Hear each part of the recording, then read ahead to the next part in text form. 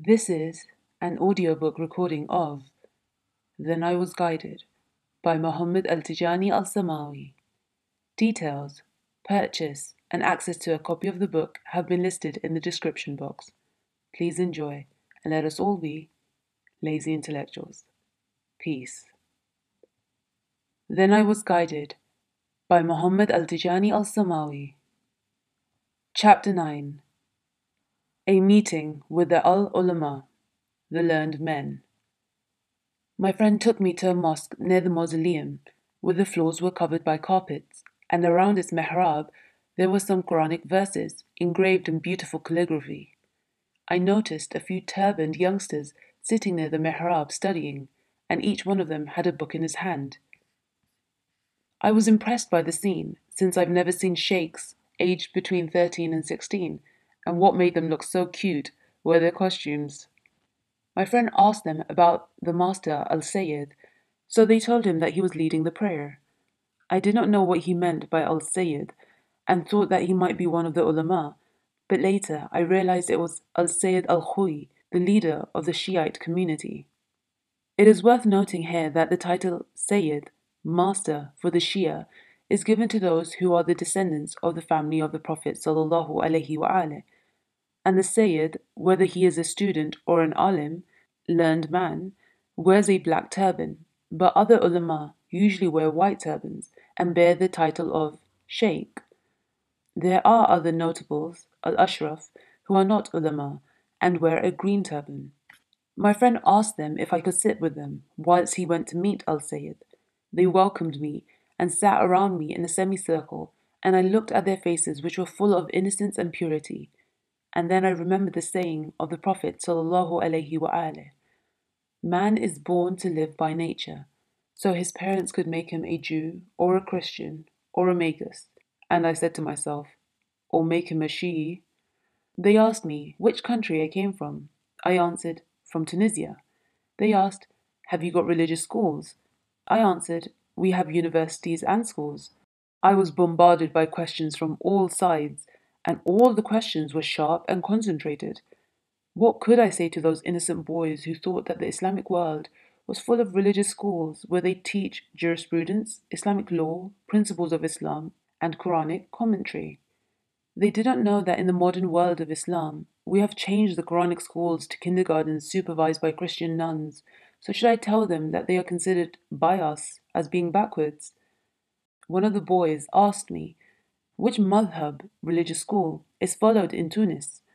I said, the Maliki madhab, and noticed that some of them laughed, but I did not pay much attention.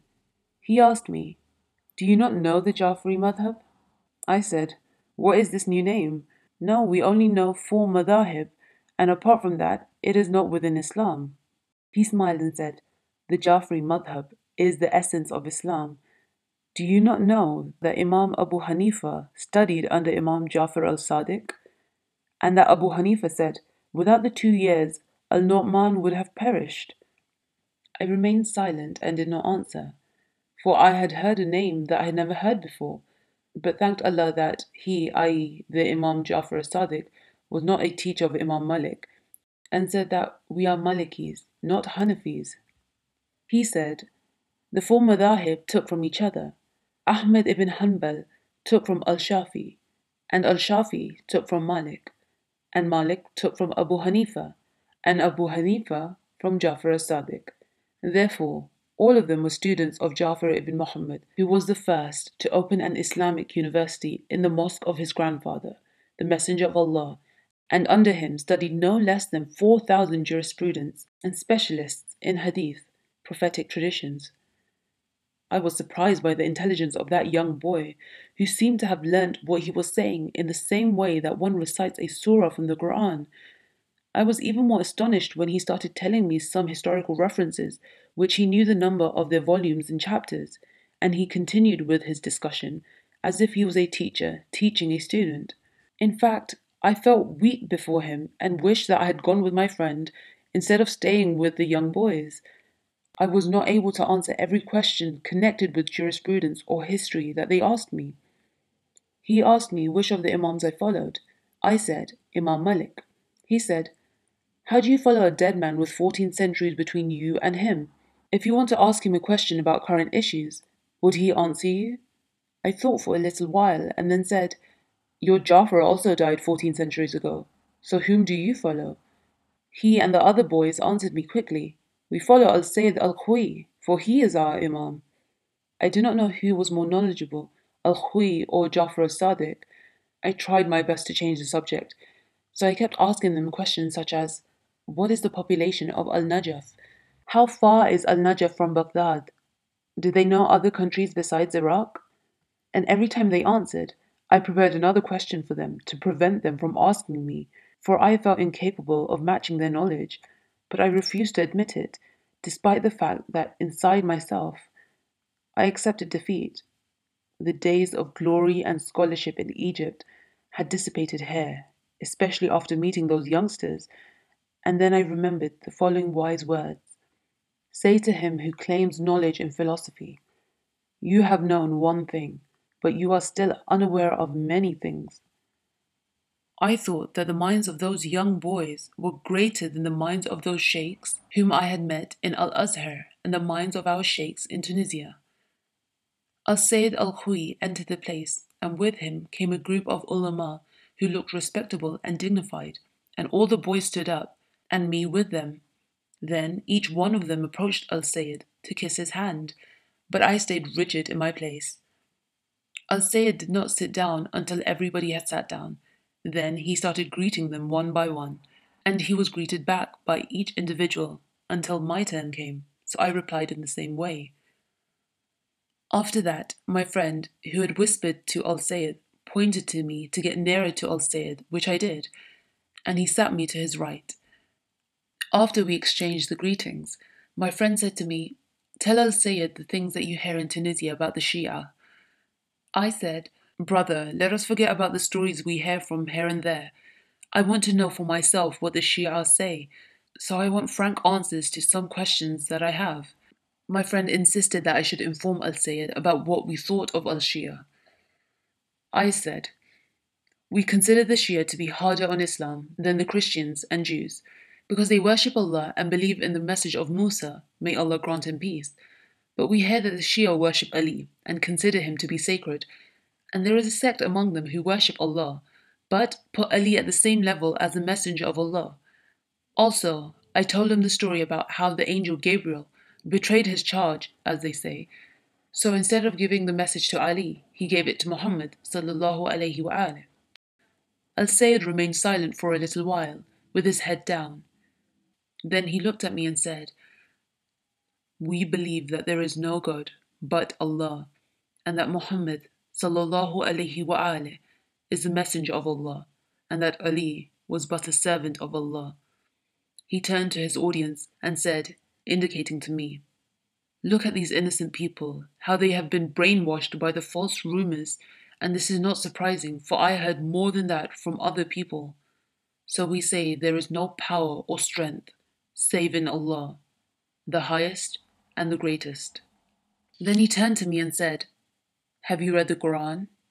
I answered, I could recite half of it by heart before I was 10. He said, Do you know that all the Islamic groups, regardless of their sect, agree on the Holy Quran? For our Quran is the same as yours. I said, Yes, I know that. He said, Have you not read the words of Allah? Praise be to Him, the Sublime. And Muhammad is no more than a messenger. The messengers have already passed away before him. Holy Quran 3 verse 144.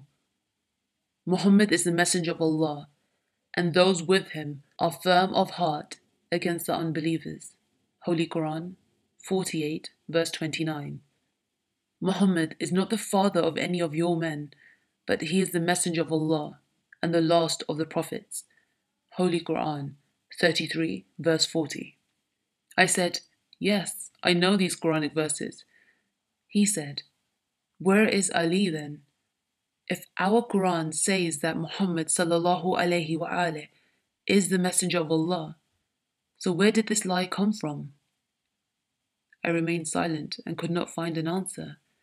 He added, As for the betrayal of Gabriel, God forbid, it is worse than the first, Because when Allah sent Gabriel unto Muhammad sallallahu alayhi wa alih, Muhammad sallallahu alayhi wa alih was 40 years old then, and Ali was a lad of 6 or 7 years. So how could Gabriel make a mistake and not differentiate between Muhammad sallallahu alayhi wa alih, the man, and Ali, the lad? He stayed silent for a long time, and I started thinking about what he had said, which appeared to me as logical reasoning, so that it left a deep impression on me, and I asked myself why we did not base our analysis on such logical reasoning. Sayyid Al-Khuyi added, I would like to inform you that the Shia is the only group among all the Islamic groups which believe in the infallibility of the prophets and the imams. So if our imams, may Allah grant them peace, are infallible and they are human beings like us, then how about Gabriel, who is an angel favored by Allah, and he called him the faithful spirit? I asked, where did all these rumors come from? He said, from the enemies of Islam who want to divide the Muslims into groups that fight each other. Otherwise, Muslims are brothers, whether they are Shia or Sunni, for all of them worship Allah alone and do not associate any other God with Him. And they have one Quran, one Prophet, and one Qibla, direction to which Muslims turn in praying, i.e., Kaaba. The Shia and the Sunni only differ on issues regarding jurisprudence, in the same way that the different schools of jurisprudence in the Sunni school differ among each other, as Malik did not agree all the way with Abu Hanifa, who himself did not agree all the way with Al-Shafi, and so on. I said, therefore, all the things which have been said about you are just lies? He said, you, praise be to Allah, are a sensible man and could comprehend things. You have seen the Shi'i countries and have travelled in their midst. So did you hear or see anything related to these lies? I said, no. I have not seen or heard anything but good things, and I thank Allah for giving me the opportunity to meet Mr. Mu'nim on the ship, since he was the reason for my presence in Iraq, and indeed I have learnt many things that I had not known before. My friend Mu'nim said, with a smile, including the existence of a grave for Imam Ali. I winked at him and said, in fact, I have learnt many new things, even from those young lads, and wish I had had the opportunity to learn as they do in this religious school. Al-Sayyid said, welcome. If you want to study here, then there will be a place for you in this school. Everybody welcomed the suggestion, especially my friend Mu'nim, whose face was full of joy. I said, I'm a married man with 2 boys. He said, we will take care of your accommodation and living, and whatever you need, but the important thing is learning. I thought for a little while and said to myself, it does not seem acceptable to become a student after having spent 5 years as a teacher and educationalist, and it is not easy to take a decision so hastily. I thanked Al-Sayyid Al-Khuyi for his offer, and I told him that I would think about the matter seriously after I came back from Al-Umrah. But I need some books. Al-Sayyid said, give him the books. A group of learned people stood up and went to their book cabinets, and after a few minutes, each one of them presented me with a book, so I had more than 70. I realized that I could not carry all these books with me, especially as I was going to Saudi Arabia, where the authorities censor any book entering their countries, lest new ideas get published, in particular those which do not agree with their creed. However, I did not want to miss the chance of having all these books, which I had never seen in all my life. I said to my friend and the rest of the people that I had a long journey ahead of me, passing through Damascus, Jordan, and Saudi Arabia, and on my way back, my journey would be even longer, for I would travel through Egypt and Libya until I reached Tunisia. And besides, the weight of these books was the fact that most of the countries prohibit the entry of these books to their territories. Al-Sayyid said, leave us your address and we will send them to you. I liked the idea and gave him my personal card with my address in Tunis on it. Also, I thanked him for his generosity, and when I was about to leave him, he stood up and said to me, may Allah grant you safety, and if you stand by the grave of my forefather, the Messenger of Allah, please pass my greetings to him.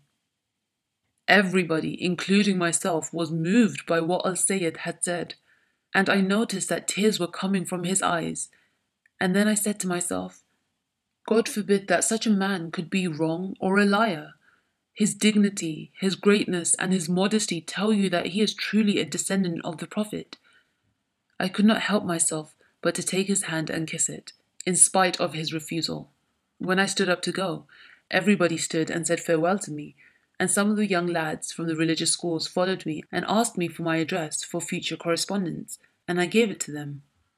We went back to Al-Kufa after an invitation from a friend of Mu'nim, whose name was Abu Shuba, and stayed in his house, where we spent a whole night socializing with a group of intellectual young people. Among those people were some students of Al-Sayyid Muhammad Baqir al-Sadr, who suggested that I should meet him, and they promised to arrange an interview with him on the day after. My friend Mu'nim liked the idea, but apologized for not being able to be present at the meeting because he had a prior engagement in Baghdad. We agreed that I would stay in Abu Shuba's house for 3 or 4 days until Mu'nim came back. Mu'nim left us shortly after the dawn prayers, and we went to sleep. I benefited so much from these students and was surprised about the variety of subjects they studied in the religious school. In addition to the Islamic studies, which include jurisprudence, Islamic law, Sharia, and Tawheed, Islamic theology, they studied economics, sociology, politics, history, languages, astronomy, and a few more subjects. End of chapter 9.